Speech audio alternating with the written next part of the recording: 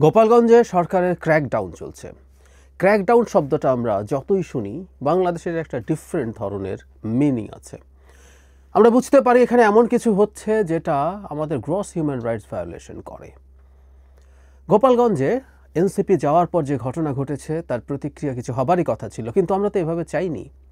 আমরা দীর্ঘদিন থেকে চেয়েছি, আমি অন্তত দীর্ঘদিন থেকে চেয়েছি গোপালগঞ্জে কন্টিনিউয়াসলি আইনশৃঙ্খলা রক্ষাকারী বাহিনীর অভিযান চলবে, যে অভিযানে আওয়ামী লীগের বিভিন্ন রকম মামলার আসামি, সন্ত্রাসী, অস্ত্র এগুলো খুঁজে বের করার চেষ্টা করা হবে। আমরা যৌক্তিকভাবে অনুমান করছিলাম 5 আগস্টের পর থেকে সারা দেশের বিভিন্ন পর্যায়ের আওয়ামী সন্ত্রাসীরা গোপালগঞ্জে আশ্রয় নিয়েছে এবং তারা একটার পর একটা আস্ফালন দেখিয়ে যাচ্ছিলেন। কিন্তু জরুরি কথা হচ্ছে, এটা তো গোপালগঞ্জের বেশিরভাগ মানুষ নন, এটা খুবই ক্ষুদ্র একটা অংশ হবে টোটাল জনসংখ্যার, কিন্তু সেটা করা হয়নি। এখন সরকারের নিজের দল, ডক্টর ইউনূসের নিজের দল, আমি এটাকে এভাবেই বলতে পছন্দ করি, এনসিপি, যেহেতু ওখানে গিয়ে মার খাওয়ার পরিস্থিতি হয়েছে, তারা হয়রানির শিকার হয়েছে, সুতরাং এখনও ক্র্যাকডাউন হচ্ছে, কারফিউ হচ্ছে, ব্লক রেড হচ্ছে। শুধু তা না, আমরা পত্রিকায় দেখেছি পুরুষরা বাড়িতে থাকতে পারছেন না, পুরুষ শূন্য হয়ে পড়ছেন একটা জেলার প্রায় সবগুলো বাড়ি। এটা একটা ভয়ঙ্কর প্রবণতা, এটা ভয়ঙ্কর ব্যাপার। শুধু তাই না, দেশের মধ্যেও গোপালগঞ্জ বিদ্বেষ ছড়ানোর চেষ্টা হচ্ছে, দেশের ভেতরে এবং দেশের বাইরে থেকে। কিছু ইনফ্লুয়েন্সার্স আছেন, তারা বাইরে থেকে, কেউ দেশে থেকে বিভৎস ভাষায় গোপালগঞ্জের মানুষকে নিয়ে গালিগালাজ করছেন, ঘৃণা ছড়ানোর চেষ্টা করছেন। আমরা প্রায় একটা কথা বলতাম আগে শেখ হাসিনার সময়ও, যে ঘৃণা চাষ করেন শেখ হাসিনা, কারণ তিনি মানুষকে বিভক্ত রাখতে চান, বিভক্ত রেখে তিনি শাসন করতে চান। সো ঘৃণা ছড়ানো একটা ফ্যাসিবাদী আচরণ, ভয়ঙ্কর ফ্যাসিবাদী আচরণ। গোপালগঞ্জের বিরুদ্ধে ঠিক একই ধরনের ঘটনা আসলে ঘটছে।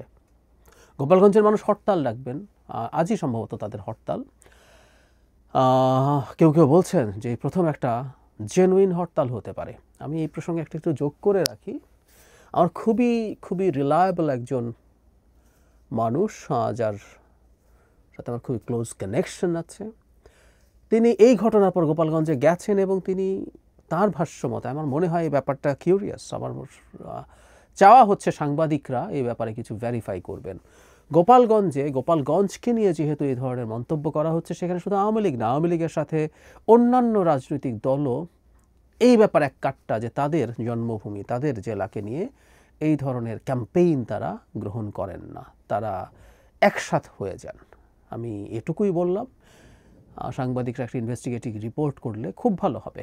তো সুতরাং এই হরতাল হতে পারে, হতে যাচ্ছে, সুতরাং একটা জেলাকে কেন্দ্র করে বাংলাদেশে যা হতে যাচ্ছে সেটা কোনোভাবেই কাম্য নয়।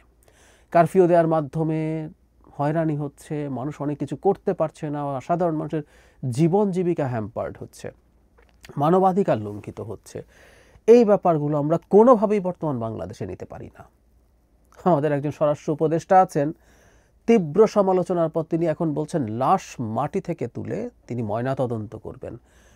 এর মধ্যে একজন সনাতন ধর্মের মানুষ ছিলেন, তার সৎকার হয়েছে, সেটা কি করবেন?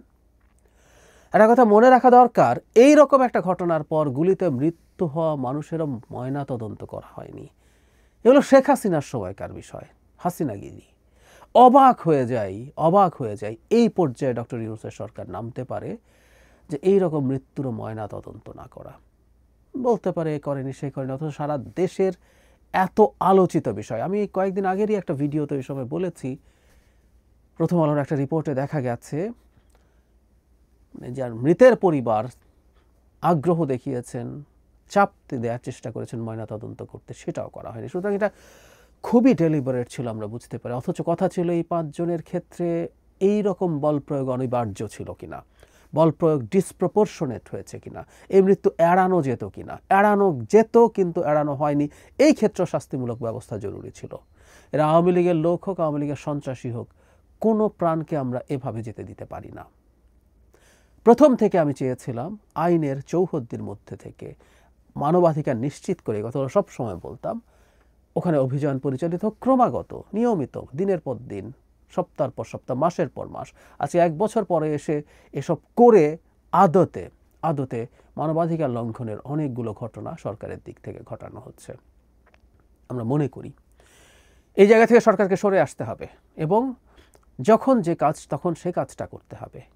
আমরা শেখ হাসিনা আবার বাংলাদেশ চাই না। এমনকি শেখ হাসিনার যে জেলা, তার প্রতি আমাদের কোনো বিদ্বেষ নেই। সেই জেলার প্রতি আমাদের আর সব জেলার মতো এই দেশের দায়বদ্ধতা। কিন্তু ওই যে বললাম, বাংলাদেশে এটা কিন্তু আমি এখনও বলি, একটা স্বাধীন আওয়ামী গোপালগঞ্জ থেকে যেতে পারে না। ওখানে একটা রাজনৈতিক দল সমাবেশ করতে যাবেন, তার উপরে হামলা হবে, তাদের দিক থেকে তেমন কোনো কিছু না হওয়ার পরও তারা মানে ওখানে একটা সমাবেশ করতে গেছেন, তাদের টিপিক্যাল সমাবেশের মতো।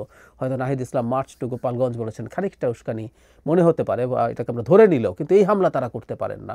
সুতরাং গোপালগঞ্জের ব্যাপারে আলাদা মনোযোগ দিতে হবে। ওখানে আর্মির গাড়ি, পুলিশের গাড়ি ভাঙচুর হবে, বিএনপি নেতা মিছিল করলে তাকে পিটিয়ে মেরে ফেলা হবে, এইরকম কিছু আসলে হতে পারে না। বাংলাদেশের জেলা এরকম একটা জেলাই, সেখানকার মানুষ যদি এখনও মনে করেন তারা আওয়ামী লীগকে সমর্থন করবেন, করতেও পারেন, তবে কর্মসূচি করা যাবে না আওয়ামী লীগের নামে, কারণ আওয়ামী লীগ এখন একটা নিষিদ্ধ, তাদের কর্মসূচি নিষিদ্ধ একটা সংগঠন, মানে দল, এটা বেআইনি হবে, তাদের এটা থেকে দূরে থাকা উচিত।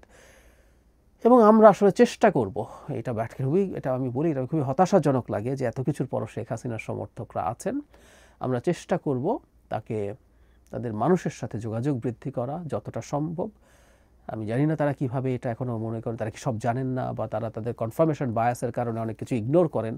আমরা সেগুলো জানাবো, যোগাযোগ করব, রাজনৈতিক দলগুলো চেষ্টা করবে এবং সেখানকার মানুষকে জিতে নেওয়ার চেষ্টা করতে হবে। এবং সব কিছুর পরও কিছু মানুষ এদিকে থেকে যাবে। একটা গণতান্ত্রিক ব্যবস্থায় এটাই হয় এবং এটা নিয়ে চলাটাই গণতন্ত্র।